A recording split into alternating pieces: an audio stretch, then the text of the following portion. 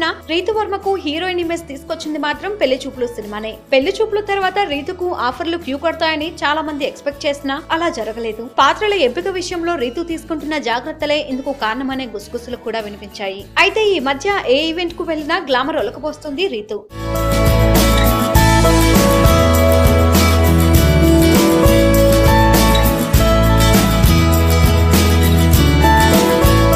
అమ్మడు క్లీవేజ్ అందాలను ప్రదర్శించేలా ఫోటోషూట్ చేసి ఆకట్టుకునే ప్రయత్నం చేస్తోందనే టాక్ వినిపిస్తుంది. స్టార్ హీరోల చూపులు తన వైపు తిప్పుకోవడం కోసమే ముద్దుగుమ్మ ఇలా చేస్తుందనే వాదనలు వినిపిస్తున్నాయి. త్వరలోనే కేశవ సినిమాతో ఆడియన్స్ ముందుకు రాబోతున్న రీతు వర్మ ఈ సినిమా రిజల్ట్ ను బట్టి గ్లామర్ షో విషయంలో మరింతగా రెచ్చిపోయే అవకాశం ఉందని కొందరు చెవులు కొరుకుంటున్నారు. ఏదేమైనా కేశవ సక్సెస్ మీదే రీతు కెరీర్ ఆధారపడి ఉందనే టాక్ కాస్త గట్టిగా వినిపిస్తుంది.